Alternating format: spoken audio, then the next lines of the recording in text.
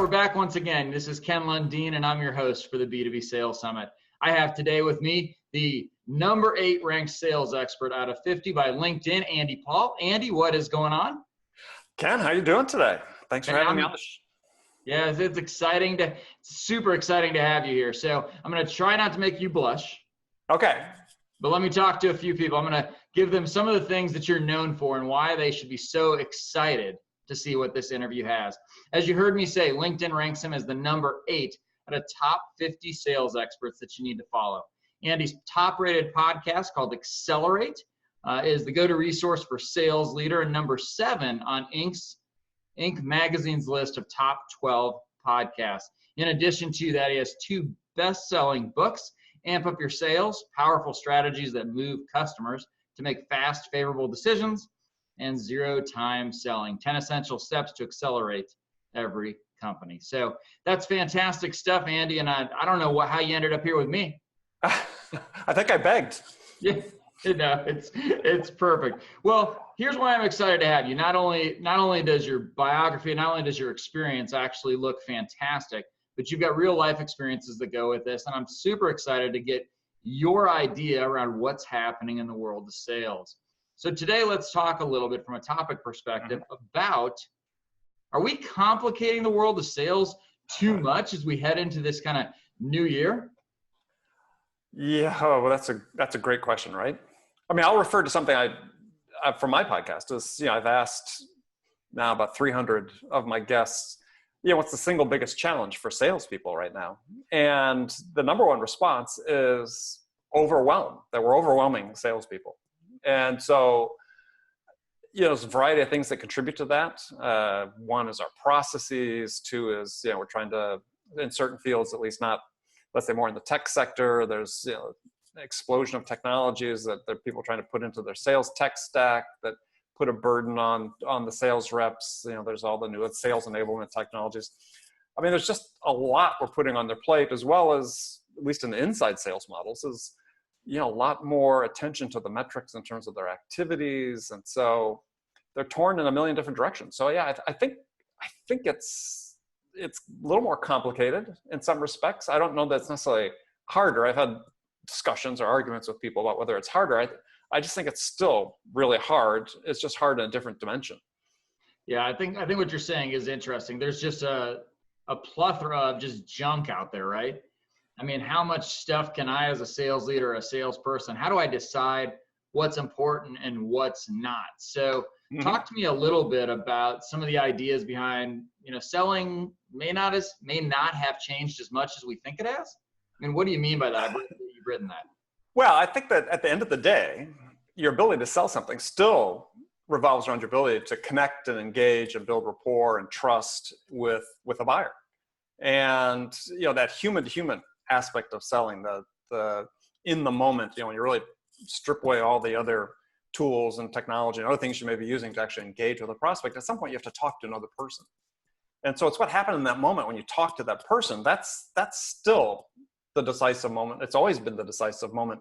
And unfortunately, I don't think we're spending enough time teaching our sellers how to master that moment. We're full of hacks and shortcuts and ways we think we can sort of get around the hard work that it takes to connect with another person, to engage with them, to build trust. And there's no escaping the fact that you need to do that if you want to be successful in sales. Is that self-reported data, is that the stuff that's really kind of screwing sales leadership up? Because the buyer's 70% of the way through the journey, so therefore we don't have to talk to them. I mean, well, I think it's what you do with that information. And I think that I tend to think that's a valid statistic to some degree, but it's funny how people have different reactions about what that means they should do with that information.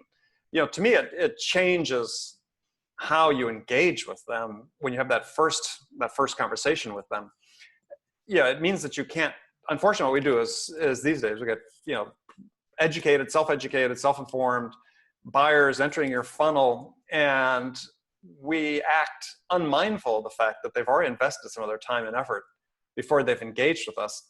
But the first thing we do is our sellers engage in top of the funnel selling. Well, they're not at the top of the funnel. In their minds, they've already invested a bunch of their time and effort. They're further down. So we need to very quickly get into discovery and qualification and asking the really penetrating killer questions that are going to help us surface their needs to see if they are a fit for what we're selling, or to see if we can serve them in some way. But unfortunately, we tend to go back and say, well, let me talk about us. Well, they already know about us, right? They don't care we were founded in a garage. They don't care about any of that stuff. It's just they have questions and they want answers to their questions. Am I crazy that it's either that side or that it's the other side? And that is, we assume the buyer actually knows what it is they want because they've looked online? No, if anything, they're more confused. What they know is that there are possible solutions, that there might be something out there that can help them achieve what they're trying to achieve. But it's unformed, right? They have a lot of information. They are informed to a certain degree, but we need to help put structure around that information they have. So tell me a little bit about that. I mean, how do I put that structure, get into those deep penetrating questions? I mean, talk me through that a little. Well, I think that it starts with, you have to be from the beginning, is you have to resist some temptation to talk about you and acknowledge the fact that they are informed, and start asking questions that sort of surface what they think they know. And customers are not going to be shy for the most part about telling you what they think they know, and they have opinions. These are smart people. But you need to start surfacing and sort of establishing a baseline of where you are in the conversation. And so, it's no real magic. There are silver bullets on that. It's just asking good questions. One of the things that sort of drives me nuts in these situations is that we train our people to focus on quote unquote pain points, which to me is pointless, actually, because people rarely make sizable investments, especially if you're selling something in B2B space that's relatively complex. They're not looking for a point solution, to solve a pain point. They're looking for something to help them achieve something in their business. Yeah. So our questions really have to be oriented around, what are your objectives with this acquisition or this investment that you're going to make? What are you trying to achieve? Where do you want to be in 18 months? Where are you today? In your mind, what are the challenges that are preventing you from getting where you are today to where you want to be in 18 months? And that starts then surfacing in their mind what they see as the obstacles. And it gives you that opportunity to sort of then start digging in and really saying, okay, through your questions, understand if those truly are obstacles, or through your questions, start illuminating for the buyer how you might begin to address that. So am I reading what you're saying correctly and thinking, I'm hearing tinges of it, but I want to make sure that you're asking, hey, what are the business outcomes you want, as opposed to what's the technology stack, the feature, the benefit, the thing within this? Am I reading that right? Yeah, I call it objectives, people call it outcomes, but what do you want to achieve with this? It's not, I want to solve this pain point. Because I think what happens with the pain point, in my experience, has shown me is, over decades of managing sales teams, is that if you say, look, we're here to help them solve pain points, is they put the blinders on, right? This is what we're trying to solve. But when you talk to the customer, it's being able to ask those questions to get them to think beyond just the scope of that, solving that pain point, that really open up the opportunities for you to differentiate yourself from the competitors and win the business. Yeah, if you just dive into pain points, you really become something where price becomes a pretty easy thing, where it's just, okay, well, if you're just going to give me features, I can just beat you up for the lowest price, right? Yeah, well, I think also with the pain points, tend to be the obvious issues. Yeah. We don't want to solve the obvious issues. I want to solve the ones that are non-obvious, because that's how I'm going to differentiate myself. That, sort of starts smacking a little bit of the challenger sale is look, I want to really help them understand sort of a broader, bigger picture of what they can achieve with the solution that we're selling. Right. If you're an expert, you're other-centered, you're a trusted advisor, you kind of want to help them see around corners, right? Mm-hmm. You want to walk around the corner and into another wall. Yeah. Or just not even walk around the corner. And unfortunately, that's too often the case where sellers, think we're on a mission. We've got our ideal client profile. This is, what we say, that the persona we want to talk to, this is what we solve. And I think, to me, this is one of the challenges we have in sales today, is that we're so much down this path on the, targeting, which is, I'm not saying we shouldn't target, but it's really how we're targeting, right? We're targeting on sort of somewhat superficial means or constructs, as opposed to saying, look, let's look around the corner, right? What typically do these people really want to solve after we've sort of taken care of the things that are part of the persona? Yeah, a lot of times, this is the training process for sales, right? Here's your buyer personas. Now I want you to stick them on your cubicle over here and you sell to those pain points. Yeah. Right. We've lost the ability to teach them to communicate and be human. Well, I think to be themselves, and this is a part that's really important to me, and I spent a lot of time talking about this, and increasingly will going forward.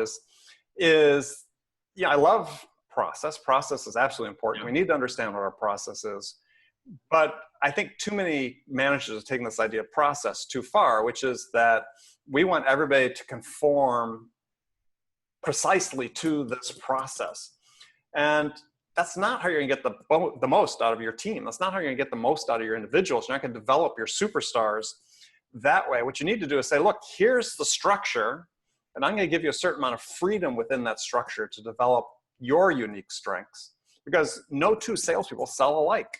And yet, so much of sales training is, and new technologies is, we're going to listen to these phone calls, which I think great tools. We'll record phone calls, listen to them, deconstruct them. But what we do with it then is we say, I want everybody to talk just like this person, and who's our top performer. It's like, well, that's ridiculous. We're all individuals. We're not all going to talk like that person. We need to teach people how to extract the things that really are going to help them. And it's not really teaching them to do that. It's actually giving them freedom to do that. Because I think instinctively people will do that. Smart people, we hire good people. They're going to say, look, what are the things that are really going to help me become better? And that's what I did when I was early in my career. We had a very, selling for a mini computer company, or actually mainframe computer company. We had a very well-defined sales process, but I didn't do it like everybody else. I did it the way that I thought would help me succeed, and it did. Great. Well, let's talk a little bit about that. So I believe that as long as you have the right methodology, that you can move around within the methodology and still have a pretty good sales process. And I know that you've spoken about we're not paying enough attention to the actual science of selling. So let's dig a little deeper into what you had started to talk about, which is the science side. Yeah, so I think there's something beneath methods, and we rush to teach methodologies and we don't teach the principles behind selling. And I think that unless people have mastered the basic principles, the basic habits of selling, then you can teach them all the methodologies you want. They're never going to succeed to the degree that they could if they really understood the principles. And it's like building a house without a foundation.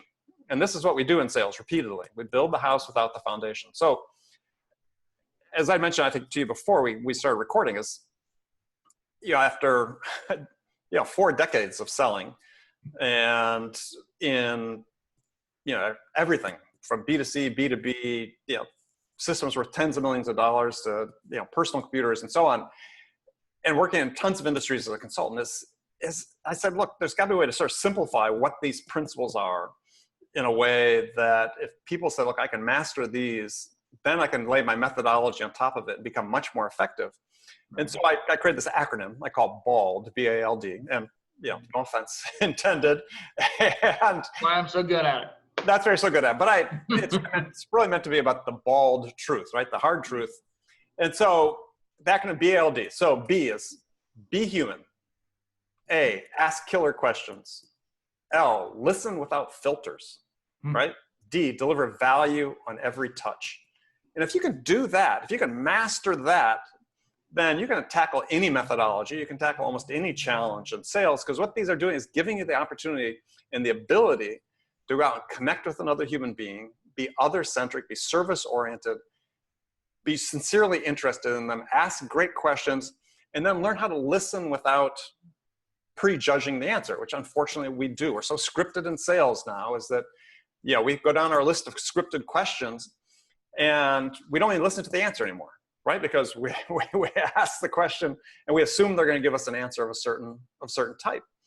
And ironically, what I've seen in listening to a bunch of recorded phone calls is actually the more scripted we become in the way we ask questions, well, the customers are becoming scripted in how they answer the questions. You bet. So we get this superficial engagement going on that ultimately results in a no decision, right? Because the customer isn't inspired to buy something. So anyway, be human, ask killer questions, listen without filters, and indeed deliver value on every touch.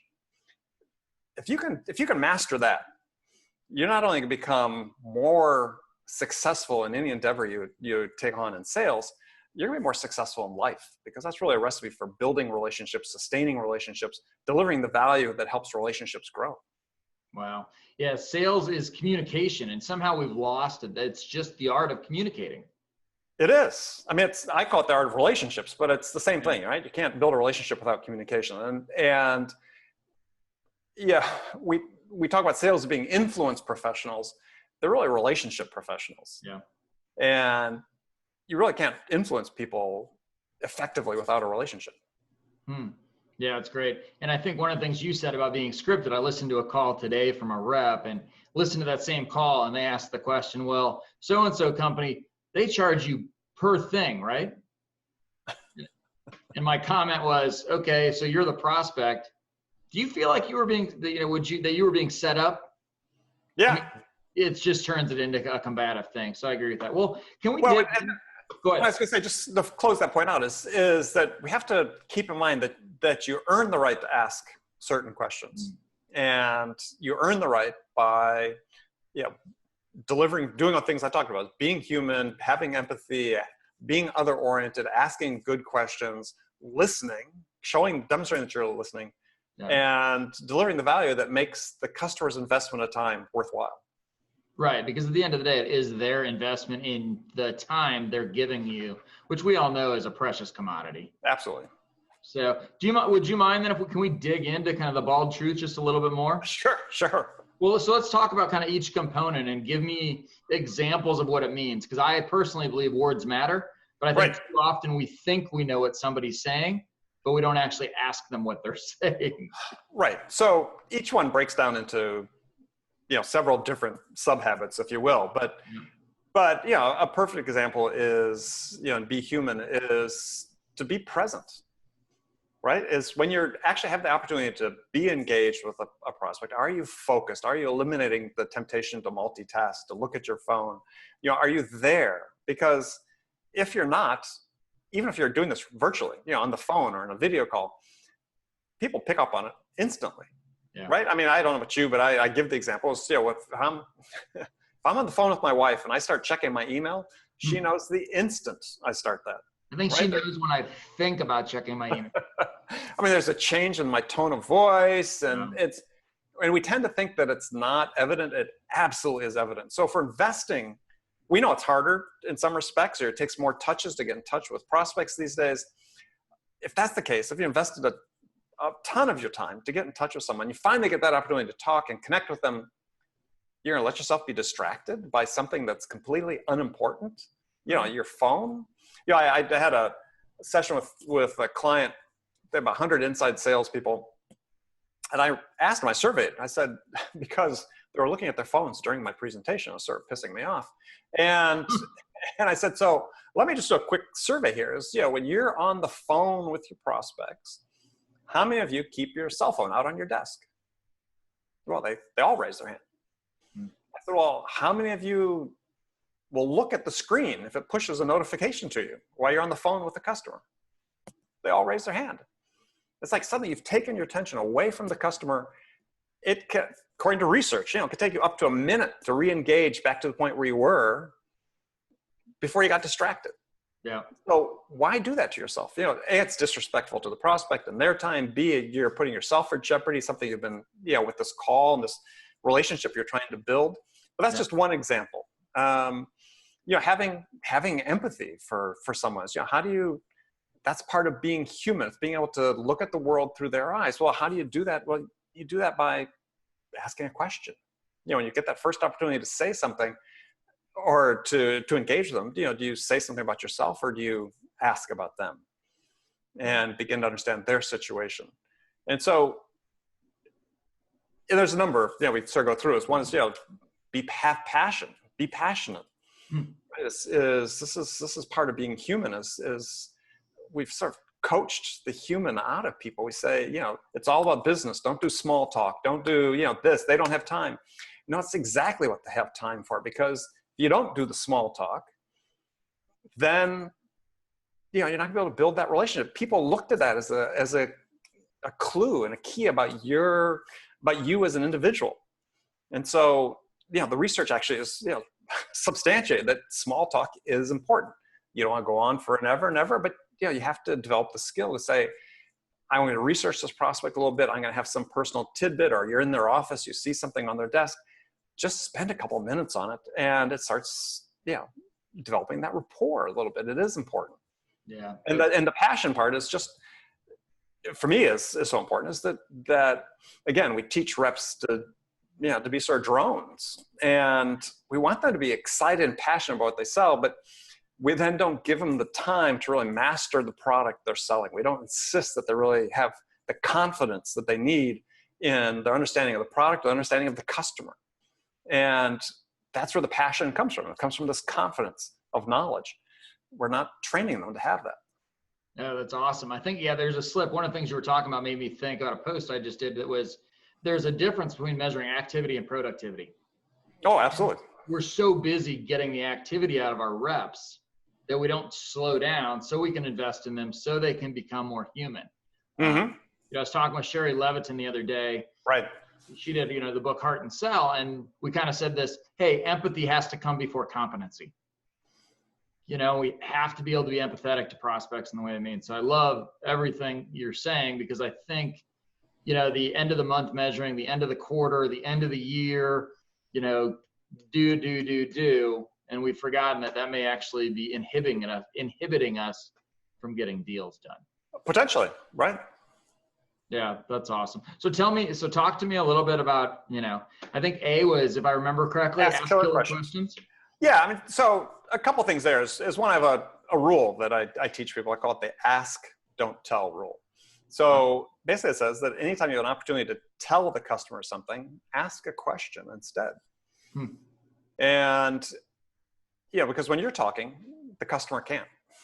And so, there are times, you maybe have to do a presentation, but in general, even when you're in parts of your presentation, you can take what might be a statement of fact and instead ask a question that poses it to the customer about, would this be of value to you to be able to do this, right? As opposed to saying, our system's so cool because we do ABC, as opposed to saying, another one of our customers, ABC, we have these features ABC, they did it, they got this ROI on it. Would this be of value to you?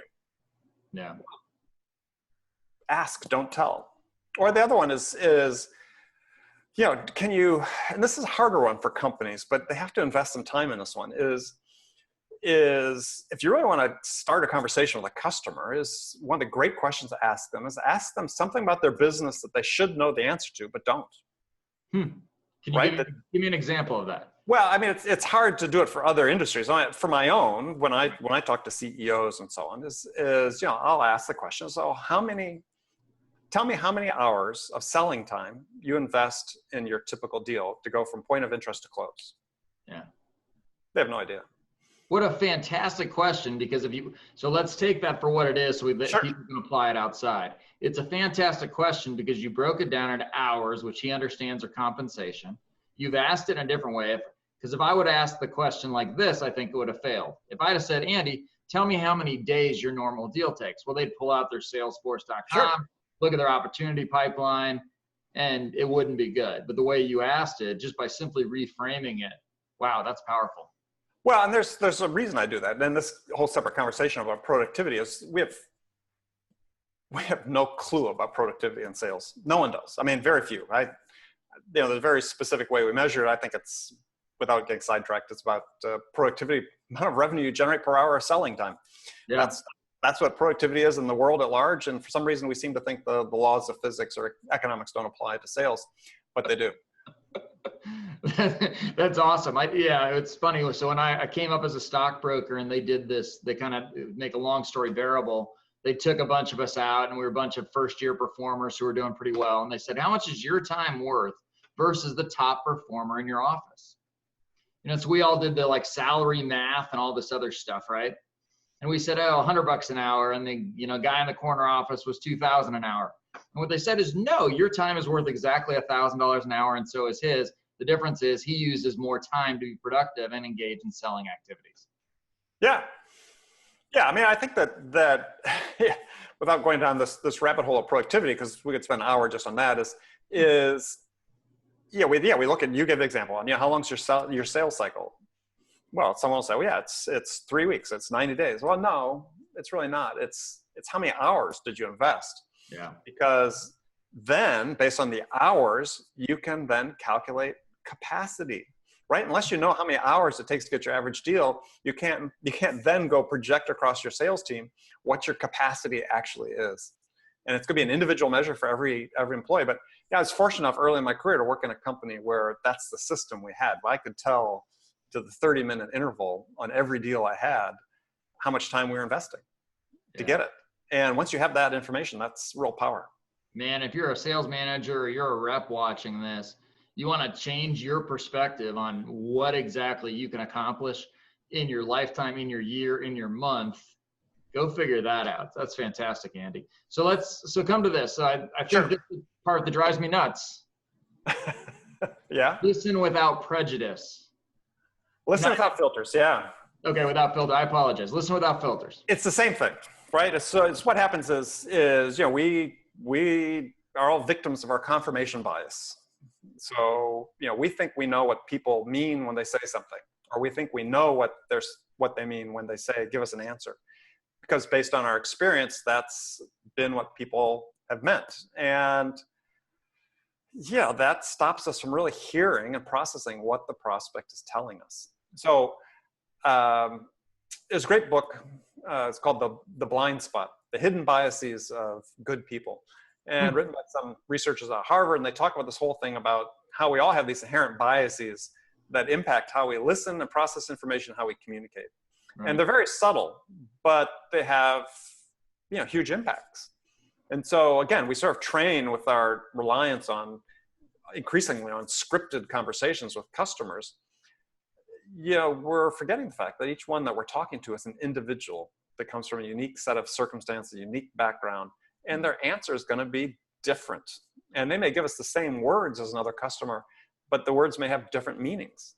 And unless we remove the filters and really listen and ask the great follow-on questions, which I'll talk about in a second, we're never really going to discover that. We're going to miss opportunities. And it's sort of interesting that my wife teaches medical school in New York City, and in one of the classes at her school, they teach the practice of medicine is they train the med students to say, look, on average, based on the research they've done, is the doctors have, and I think the number is, they have 22 biases they need to filter out when they go into the examining room to talk to a patient.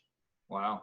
It starts with gender, right? We're going to hear what men say differently from women. We know this, this has been established, in research. So it's gender, it's age, ethnicity, occupation, where they live, sort of go down this list. They have to filter through all of that because otherwise, they're hearing with a certain bias. And so we have that same issue at play in sales. We judge people based on who they are, their age, their ethnicity, and so on. We think we don't, but we do. Yeah. And one of the things with this book, the researchers have a series of quizzes you can take online. They're sort of assessments. And, I consider myself as bias-free as anybody can be. And yet you take these little survey questions and it's like, oh, that's a little embarrassing. And so we just have to acknowledge they're there and work even harder. And so one is you just have to really, just listen to what they're saying and don't start processing the second question. Don't start assuming you know exactly what they mean. And I train sellers really to go the opposite direction and say, don't take anything the customer says at face value. And if you come from that perspective, because there's a reason for it. And the valid reason for that is that, customers may be educated. We talked about this earlier in the conversation. They may have gathered all this information about your product and service, and they tell you, oh, this is what we want. They got all this information online. That's fine. They've got it, but they don't really understand. So don't take that at face value. Don't just accept it, right? Or ask a question, dig deeper on it. And this helps you sort of work through your filters. Yeah, that's great. And I think one of the other tips that I've used in my career is don't be afraid to take a second before somebody's done speaking. Don't be afraid to process for a moment before Yes. you answer, before Absolutely. you ask a question, right? Absolutely. I love you to say don't take anything at face value. Well, it's not that you're being skeptical. It's just that you just have to assume they don't know yet. And part of your job. I don't think you're lying, but you're lying. No, I think you just don't know. But I'm here to help you. That's my job. I'm here to help you take all this information you got and make sense out of it. And if I can't do that, then you're not going to buy anything. And so then the great follow-up question, that's part of listening without filters, is to say, okay, and there's a couple of versions of this question, depending, various authors have written about it in different ways, but is, to your point, pause just a second because you're thinking of what they were telling you. And if it's, one of those sort of killer type questions, or it's something that's a really important question, then you say, well, that's very interesting. So, and what else can you tell me about that? I'm in. And what else can you, it's like, well, since you asked, right? Because people want to tell you, right? They want to be able to share. I mean, for the most part, right? You're always going into a few customers that are grumpy and once you get out of there. But I mean, yeah, for the most part, people they want to display their expertise. They want to display their knowledge. They're asking for you to give them permission to talk. Yeah. Wow, that's awesome. I love that. I love that idea. I love that question. It's a good idea to have 3 or 4 of those go-to killer questions, right? Well, and the killer questions, the ones that you're asking that they should know about the business but don't, is that has to be a corporate asset. Right? You can't rely on the salespeople to come up with those questions. And so when I do workshops with companies, we'll do 20-minute exercise on coming up with a number of these questions that then can be shared among all the salespeople. Because you got people with varying level of expertise dealing with your customers that maybe have more experience, understand the outcomes the customers are getting from it, maybe the hidden outcome. Because I always make a point with my clients when I was selling systems. So I go back to them after 6 months, a year, and say, so tell me, what today, from today's perspective, where are you getting your ROI on our system? And it was always 180 degrees different than what they bought on. Yeah. Always. And so you want to go back and gather those insights, because those form the basis of your killer questions, because all your other prospects, they're going to think they're going to be sort of like that other client in terms of their expectations. But here's this thing that really stood out they didn't know. Ask that question. That really becomes pretty killer. Wow. You want to dial in your buyer personas, go back 6 months later and ask them where they're getting the ROI. Use your customers' words. That's unbelievable. So I think that's great. So let's talk. So we got to the bald truth, right? Yeah. So I got all sorts of little hangups, I guess. So my next hangup is this. I think that it's really misunderstood in the world of sales what delivering value means. Yeah, I agree. It's a word that's been overused, unfortunately. Yeah. And so I love, as hopefully people understand, you understand from talking to me, I love to simplify things. Yeah. And so to me, value is anything, whether it could be data, it could be a question, it could be a case study, anything that will help the customer move one step closer to making a decision. And I'm not saying necessarily migrating in your process, if you've got stages tightly defined, that moving from one stage to the next. No, there's all these intermediate small steps they need to get within one stage. But it has to be something that helps them move closer to making a decision. And sort of the metric that I use, I made metric's the wrong word for it, but so I'm working with a sales team, and I'll challenge sales managers on this that run the team and say, look, you should be able to go to every rep on the team and have them go through every qualified opportunity in their pipeline and tell you what the value plan is for that prospect. And the value plan is, on your next step, on your next call, this is the value you're going to deliver to them. And this is the commitment they're going to make in exchange for receiving that value. And if you're a rep and you're looking at your pipeline, if you can't answer the question, what's the value the customer needs from me next in order to make progress in the buying process, and what they're going to do in exchange for receiving that from me, then you don't know your prospects. Wow. You don't know your prospects. Unless you can answer that question, you don't know. You just had some people go, oh. Yeah, life, as I like to say, life is not an open book test. And yeah, and sales is not an open book test. And you have to constantly be thinking about your prospects. You can't just, enter the data in the CRM system and go away and stop thinking about them, because there's some data that you can go back and refer to. If you're a top performer in sales, and I was always this way, and every top performer I know, and I dealt with, as I said, deals where I had smaller price deals with huge pipelines and really expensive deals with smaller quantity of prospects, but more complex deals.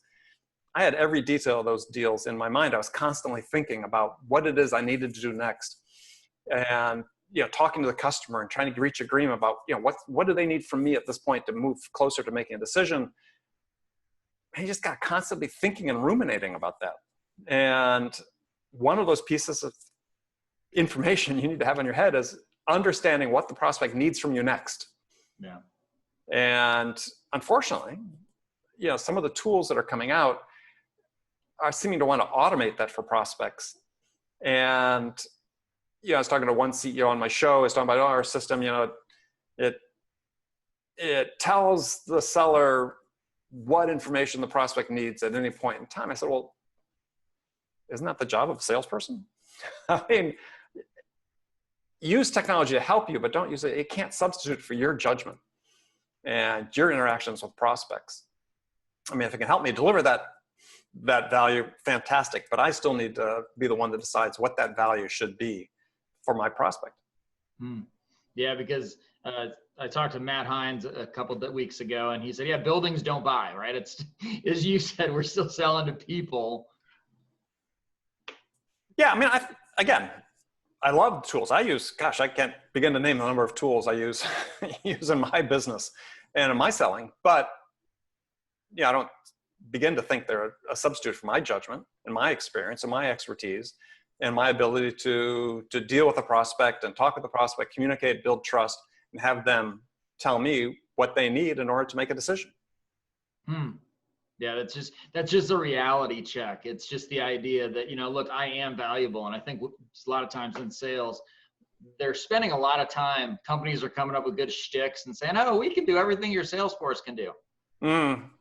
Well, if we don't move up level and apply the things you're talking about, you're right. Technology can take it over for us. But I think the technology is something to watch out for. And one thing the technology somewhat enables, though not exclusively, but you're also sort of in this era, where we think that there's a shortcut for everything, and nominally called a hack. And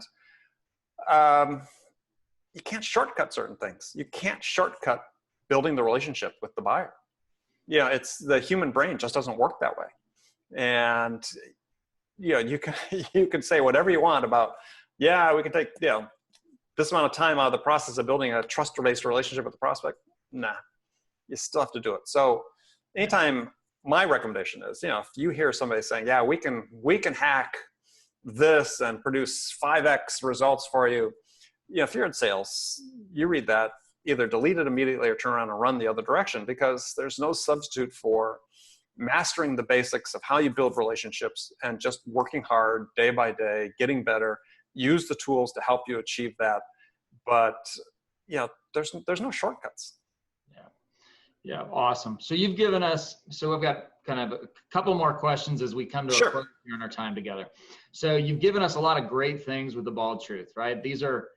I absolutely believe that if the thousands of people watching this are going to be able to apply these things, they're going to go out and they're going to change the facet of their sales life for as long as they want to apply it. However, I know that you're also a big fan of the power of habits. Yes. And talk to me about how I can implement small changes or habits with the Bald Truth as an example, in order to not feel overwhelmed and actually be able to win using some of the ideas that you've talked about. Sure. So habits, there's been a lot written about habits, and there's books coming out all the time. It's sort of a popular topic these days. And what you're seeing is there's, a variety of approaches, not surprisingly, about habit formation and so on.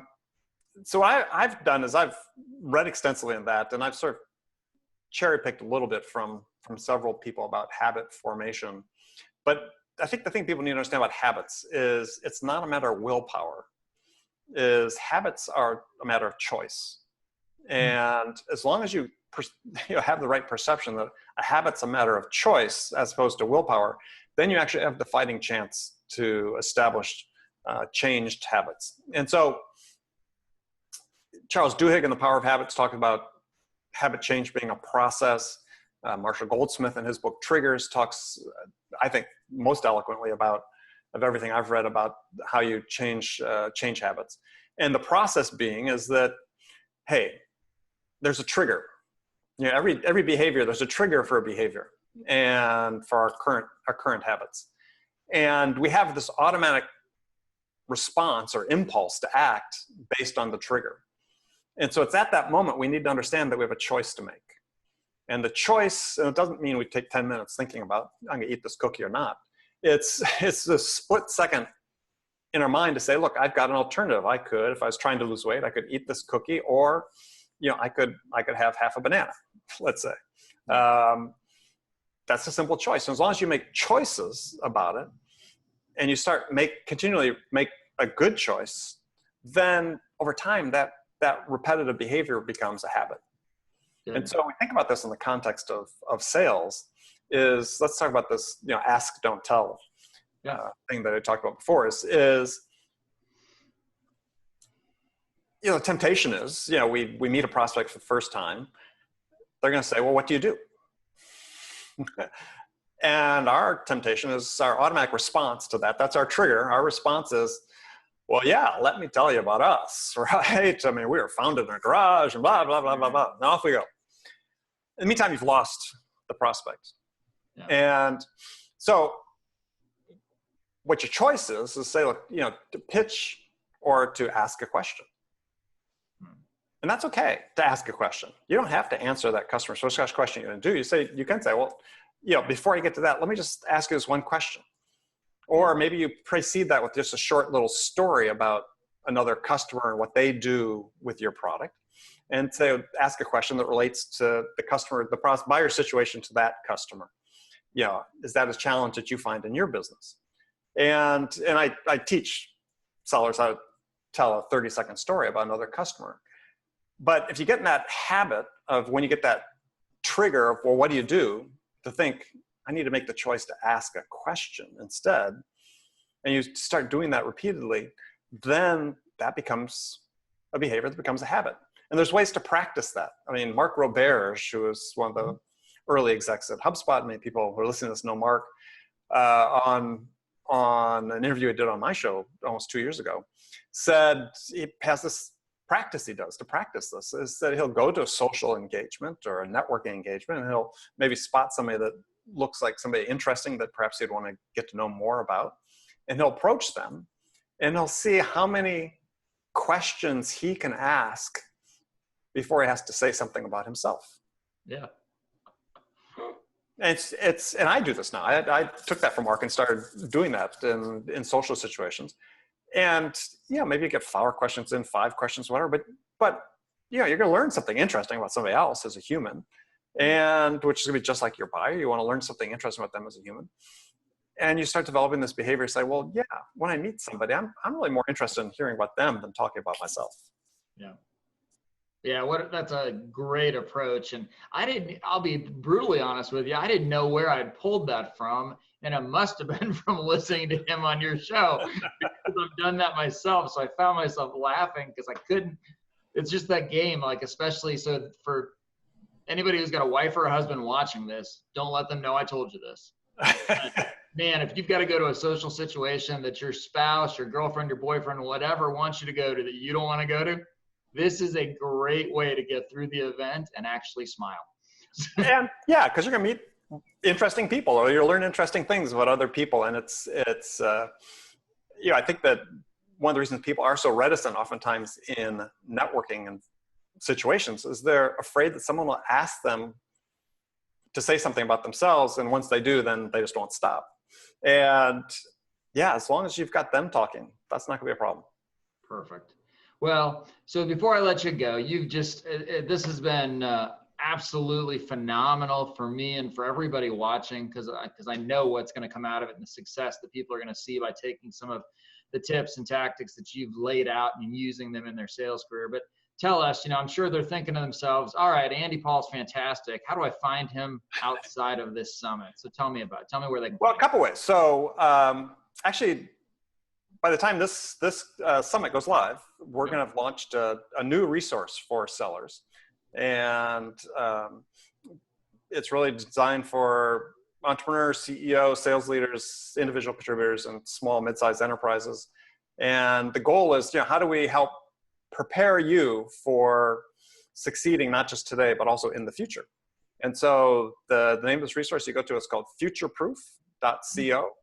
And if you go there, just tons of available resources on sales. There'll be conversations like this, and all sorts of other great learning tools that teach you, real practical how-tos to help prepare yourself, develop your own skill set, behaviors, and habits. As you talked about, I'm fanatical about the habits and the foundations. And otherwise, you can go to andypaul.com. That's my personal site. If you're interested in perhaps hiring me to speak to your company or something, you can go there. Follow me on LinkedIn, Twitter. It's @RealAndyPaul. And I also believe in old-fashioned communication. So please email me if you want at andy@andypaul.com, or just call me 619-980-4002. A guy who still gives his phone number out. That makes you a hero in my book, my friend. I love it. So, well, good. Well, certainly you've made it clear today why LinkedIn calls you number 8 on their top 50 sales experts to follow. There's no doubt about it in my mind why Accelerate has been so fantastic. And I can't tell you how honored I am that you chose to spend part of your day with us and to help these sellers go out and absolutely crush their quota in the coming years. So thank you once again. Thank you very much, Ken. It was a pleasure. Awesome. Well, we'll see you soon.